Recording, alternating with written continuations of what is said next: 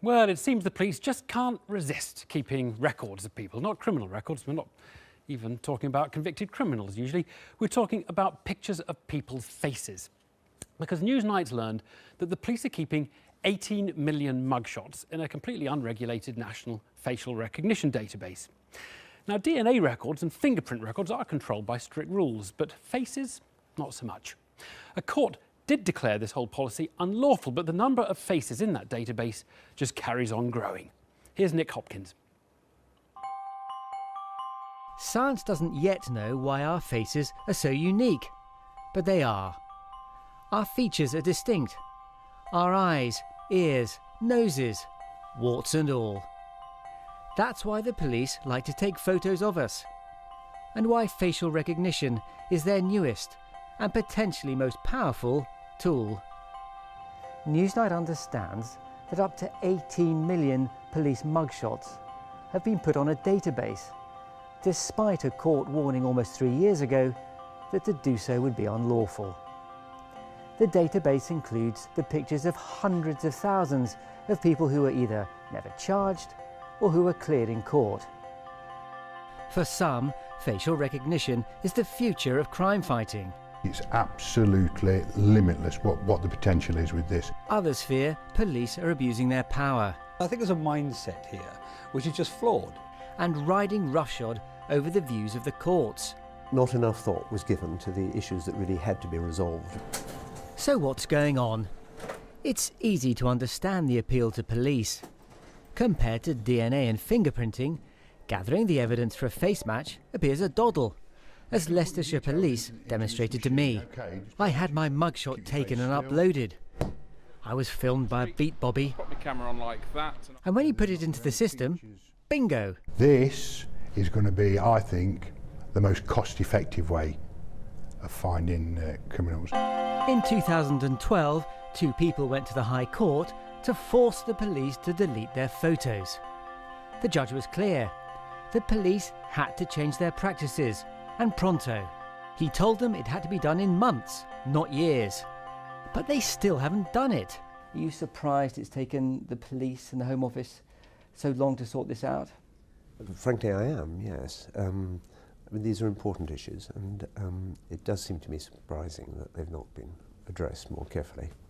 The application of facial recognition technology to a large database of photographs could clearly be a tremendously useful thing in the fight against crime, but its value will be very significantly undermined if the public can't have confidence in it, and if the public can't feel, well, this is properly regulated, there are proper controls on what can be done and so on.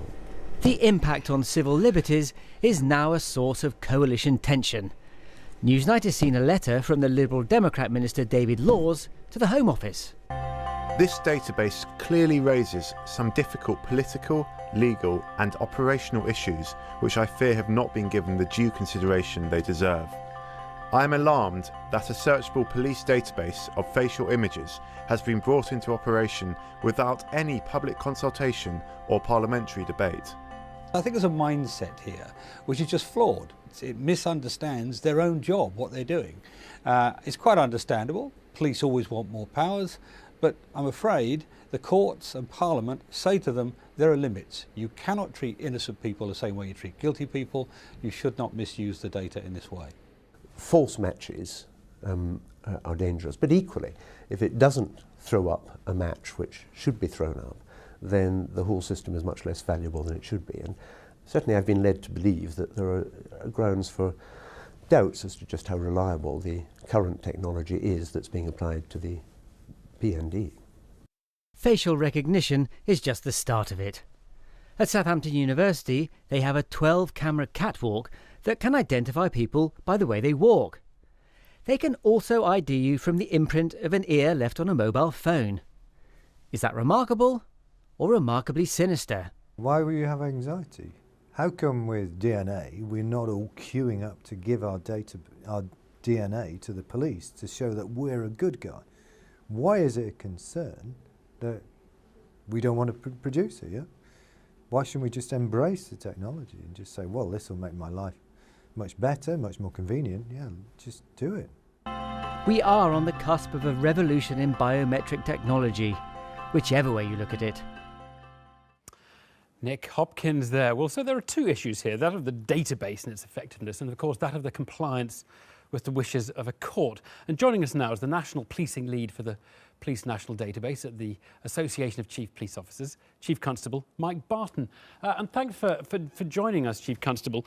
It does seem as though the police have done this unilaterally. Can you just explain why, when a court said, review what you're doing and do it in months, well, here we are, well, you know, 2 or 3 years later, and you still are just piling photos into the database? Yes, thanks very much, Evan. I think what the public will need to understand is what's actually happened here. The Police National Database was set up as a result of the Soham inquiry. So I'm incredibly proud of my colleagues who've worked tirelessly to create what is a very impressive database. Now, the problem has come because we've actually embraced new technology. We've embraced photo recognition. Now, that wasn't covered by the Protection of Freedoms Act a few years ago that covered DNA and fingerprints. So what we've done is we've taken the Data Protection Act as our Bible on this, which means chief constables as data owners can only keep what's reasonable and can only keep it for as long as is reasonable. And you're absolutely right, there have been 2 High Court cases that have affected the Metropolitan Police, which in effect says you can't keep photographs of unconvicted people as long as those that are convicted, which is absolutely right, and that's why I'm introducing that concept into the PND. Sorry, so but for a year or so you have been introducing the unconvicted into the database, as I understand it, and using facial recognition software, knowing that a court has asked you not to do that. Well, no, I'm unashamed about keeping unconvicted photographs in this because we need them for different purposes than DNA and fingerprints, and they're not covered by the same legislation. I think it's entirely true that the Metropolitan Police are working on making sure that they're compliant with those High Court actions, but of course the Metropolitan Police have chosen not to upload their images into the database until they are so compliant. And this is all about making people safe. No, but just let me be clear that the Met weren't doing it because the court order was against them, you're saying, but everybody else said, well, we haven't got a court order against us, so we can do it. Is that what the position was? No.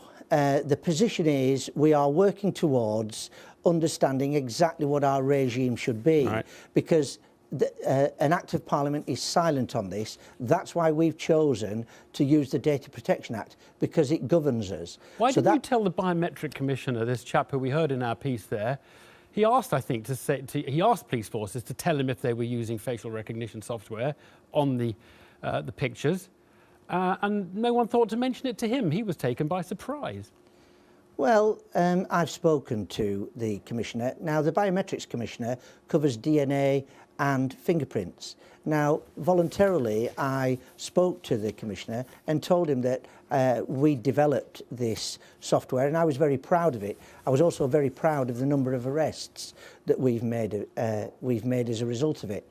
Now, he expressed surprise that he felt that there should be more checks and balances around that. I understand, he's absolutely right, there should be checks and balances. It's just we probably don't see eye to eye on this, but the Biometrics Commissioner does not govern the retention of photographs. OK. Let me bring 2 other guests who've been listening to that, the former Home Office Minister and Liberal Democrat MP Norman Baker, and Vera Baird QC, the Labour Police and Crime Commissioner for Northumbria, who was also the Solicitor General from 2007 to 2010. Good evening to you both.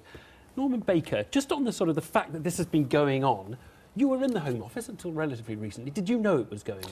No, and I don't think many people knew it was going on by the sounds of it. And I think there are 3 reasons why the police ought to have stopped and asked themselves what they were doing and whether it was with public support. First of all, we've got the court case you referred to, since when a whole lot more images have been uploaded in defiance of the court. Secondly, the Chief Constable Mike Barton refers to Data Protection Act. The Data Protection Guidelines from the Information Commissioner suggest on CCTV, for example, that images should be kept only as long as a crime is being investigated and then destroyed. That's completely different to what's happening here, which is the indefinite and endless accumulation of photographs from wherever it can come. And thirdly, in terms of the mood of Parliament and the coalition government, we've seen, for example, the coalition government saying very clearly we shouldn't be keeping information which is not necessary. ID card scheme was scrapped. DNA has been limited in terms of whose DNA is kept. Fingerprinting of children at school has been ended. This is going in the opposite direction. I mean, Mike Barton, you can see why the public might think you were pulling a fast one here, just not mentioning something that was obviously going to be of interest and important to the Home Office, to the politicians who published acts regulating fingerprints and DNA. It was, of course, you had to tell people, and you just didn't mention it.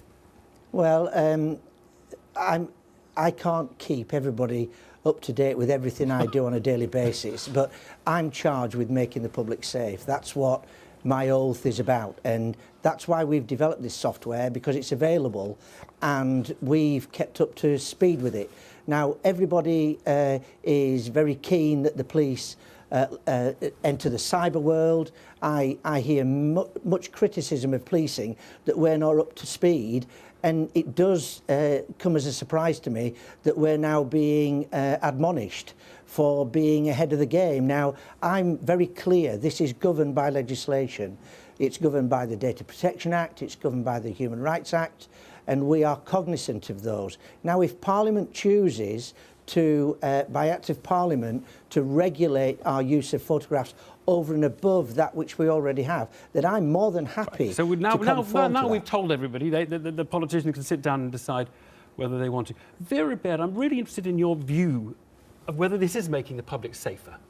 Well, I can see why Mike wants to use it. There's no doubt of that. I don't know if it's making the public safer. I think the public sometimes have a problem about confidence in the police, and that they won't like this whole notion that, you know, somebody who's been arrested but absolutely left without stain on their character is nonetheless being used in this way. I mean, he has a point that there isn't direct regulation of it. There's a data commissioner, there's information commissioner, there's the surveillance camera commissioner, and there's the biometrics commissioner, and none of them cover this, but they know that as well.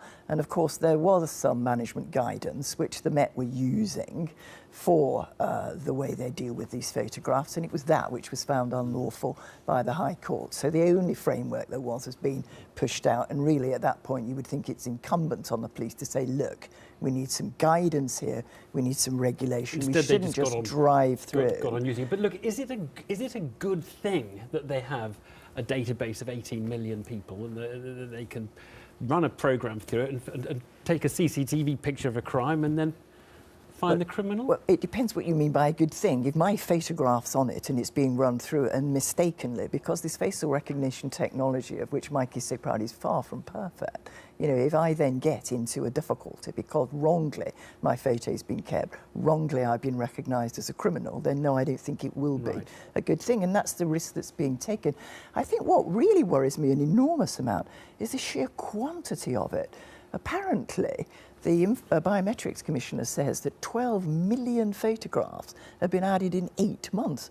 Now, that is absolutely at random and can have no resemblance to doing any controlled, managed or regulated way at all. They're just chucking on every photo they can find. Norman Baker, they are often accused of not joining the dots. You've seen cases where there's been someone who's been involved in several incidents and the police haven't joined the dots. And this helps them join the dots, doesn't it? There's a question of proportionality as to what the police should hold in way of information, and that applies as a principle, whether it's fingerprints, DNA or pictures, and the police really ought to know that. We haven't discussed this in public. This ought to be subject to public consultation and indeed sanction from ministers and Parliament. It's not been. So I think the question I'd like to ask Mike Barton, who authorised the collection of this information? Who has access to it? Under what conditions do people have access? How long are the photographs kept, and what safeguards exist? We don't know the answer to any of those questions. And I don't think we're going to have time to do all of those now, Mike. But look, can I just ask you one last one? 18 million faces. 18 million, that's 40% of the UK adult population. How can you have so many faces? These are taken from custody shots. That's right, these are all custody mugshots. But of course, if somebody's offended in 4, 5, 6, 7 different forces, I'll have 4, 5, 6, 7 different images of that person.